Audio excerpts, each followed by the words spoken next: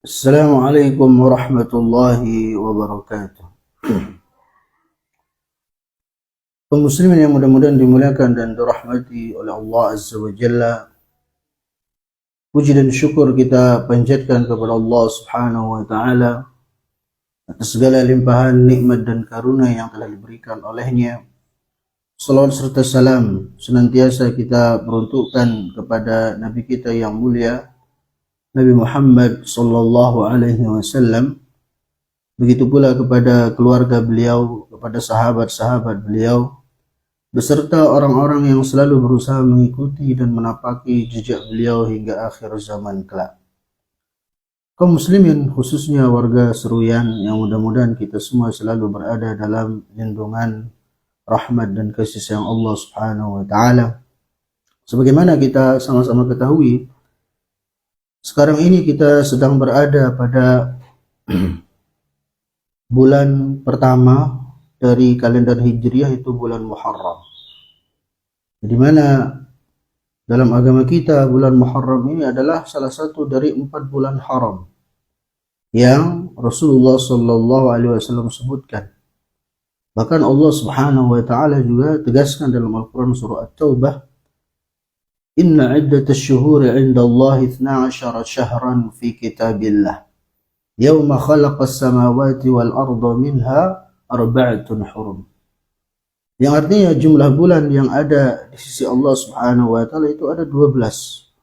Dan itu semenjak Allah Subhanahu wa taala menciptakan langit dan bumi, dan dari 4 atau dari 12 bulan itu ada 4 bulan haram. Kemudian Nabi SAW menjelaskan 4 bulan haram itu adalah Dzulqa'dah, Dzulhijjah, Muharram, kemudian satunya menyendiri itu bulan Rajab. Nah, kaum muslim yang mudah-mudahan dimuliakan dan dirahmati oleh Allah Azza wa Jalla, bulan Muharram secara umum dan secara khusus 10 hari pertama dari bulan Muharram ternyata termasuk dari 10 hari yang diagungkan dan dimuliakan oleh para salafun salih. Disebutkan ada 3 ya, dalam 3 bulan 10 hari, 10 hari dalam 3 bulan para salafun salih memuliakannya. Itu pertama adalah bulan Ramadan, itu 10 hari terakhir dari bulan Ramadan. Kemudian yang kedua adalah 10 hari pertama dari bulan Dzulhijjah. Kemudian yang ketiga adalah 10 hari pertama dari bulan Muharram. Nah, berbicara tentang bulan Muharram, ternyata bulan Muharram ini memiliki keutamaannya tersendiri, ya, terkhusus kaitan dengan puasa sunnah. Bahkan sampai-sampai Rasulullah sallallahu alaihi wasallam bersabda dalam sebuah hadis dari Abu Hurairah radhiyallahu taala anhu, "Afdhalus siyami ba'da Ramadan syahrullahil Muharram." Yang artinya sesungguhnya seafdal-afdal, ya, semulia-mulianya puasa setelah puasa Ramadan adalah puasa pada bulan Muharram ini. Jadi subhanallah, ternyata puasa di bulan Muharram ini adalah, ya, puasa yang sangat dicintai oleh Allah Subhanahu wa taala dan paling afdal di sisinya. Ya, maka sudah semestinya bagi kita untuk memperbanyak puasa di bulan Muharram ini. Dan lebih dikhususkan lagi pada hari Asyura. Ya, pada hari Asyura itu tanggal 10 Muharram. Ya, berbicara tentang hari Asyura, itu kaum muslimin atau manusia terbagi menjadi 3. Ya, ada sebagian mereka yang menjadikan hari Asyura itu sebagai hari yang mistik, hari yang angker, khususnya ini dari kalangan mereka orang-orang kejawen, di mana di hari Asyura ini pusaka-pusaka itu dimandikan, ya. Mereka mencari ilmu-ilmu dan semacamnya, ya, ilmu-ilmu dalam tanda kutip, ya. Nah, itu dicari dalam bulan ini oleh mereka, ya. Maka ini sesuatu yang menyimpang. Ada juga orang-orang Syiah yang mereka menjadikan hari Asyura ini sebagai hari berkabung, hari untuk meratapi kematian dari cucunya Nabi Sallallahu Alaihi Wasallam, itu Husain ibn Ali bin Abi Thalib, di mana mereka laki perempuan turun ke jalanan. Yang laki-laki itu mereka mencambuk-cambuk diri mereka dengan rantai, ada yang melukai diri mereka. Katanya untuk memperingati atau untuk meratapi kematian Husain, yang perempuan menampar-nampar pipi mereka sendiri. Dan tentunya ini semua adalah sesuatu yang tidak dibenarkan dalam agama kita. Karena meratapi mayit sejatinya adalah sesuatu yang diharamkan oleh Rasulullah Sallallahu Alaihi Wasallam. Kita mencintai cucunya Nabi Sallallahu Alaihi Wasallam, Husain ibn Ali bin Abi Thalib. Kita mencintai beliau dengan sepenuh hati. Tapi ya jangan sampai kemudian kecintaan kita itu menjadikan kita melakukan hal-hal yang diharamkan oleh kakek beliau, itu Rasulullah Sallallahu Alaihi Wasallam. Kemudian yang ketiga, dan ini yang semestinya dilakukan oleh kita umat Islam, yaitu di hari Asyura kita jadikan sebagai hari untuk berpuasa. Ya, hari untuk berpuasa. Disebutkan dalam sebuah riwayat yang sahih dari Abu Qatadah radhiyallahu taala anhu, riwayat Imam Muslim, wa su'ila an shaumi yaumi Asyura faqala yukaffiru as-sanata al-madiyata. Ya, Nabi SAW ditanya tentang hari puasa di hari Asyura, maka beliau SAW bersabda, sesungguhnya puasa di hari Asyura itu akan bisa menghapus ya dosa setahun yang lalu. Subhanallah, ini keutamaan yang luar biasa. Ya, kapan lagi kita akan mendapatkan pengampunan seperti ini? Maka semestinya bagi kita sebagai hamba-hamba Allah Subhanahu wa taala yang mengharapkan pengampunannya, ya, untuk melaksanakan ibadah puasa ini. Ya, khususnya puasa Asyura. Di sini Allah Subhanahu wa taala yang memberikan fasilitas kepada kita untuk bisa meraih pengampunan, itu dengan berpuasa di hari Asyura ini. Maka mari kita sama-sama untuk melaksanakannya. Dan kaitan dengan sejarah puasa Asyura, ternyata ya Asyura itu adalah puasa yang pertama kali diwajibkan kepada Nabi SAW dan para sahabat sebelum puasa Ramadan. Ya. Jadi awalnya puasa Asyura itu hukumnya wajib. Hukumnya wajib.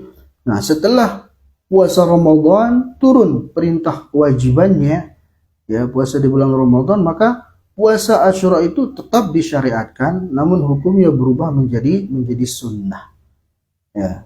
Dan orang-orang Yahudi juga mereka berpuasa pada hari Asyura ini.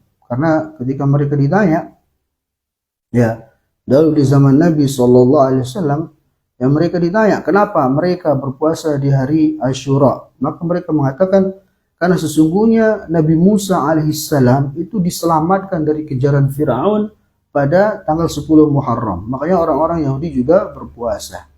Ya, kemudian mendengar perkataan orang-orang Yahudi itu, Nabi kita Shallallahu Alaihi Wasallam bersabda, nahnu ahaqqu bi Musa minhum. Kita umat Islam ya lebih berhak terhadap Nabi Musa alaihissalam daripada mereka orang-orang Yahudi. Karena kalau mereka orang-orang Yahudi itu telah merubah-rubah ajarannya Nabi Musa alaihissalam. Nah, kemudian kaum muslimin yang mudah-mudahan dimuliakan dan dirahmati oleh Allah Azza wa Jalla, Syekh Muhammad ibn Salih al-Munajjid, beliau menyebutkan tentang 4 tingkatan dari puasa Asyura. Ya. Tingkatan yang pertama, kata beliau, an yasuma 3 ayyam Asyura wa yawman qablahu wa yawman ba'dahu. Itu ini yang tertinggi, seorang itu puasa 3 hari. Dia puasa di hari Asyura tanggal 10 Muharram, ditambah lagi kemudian puasa sehari sebelumnya.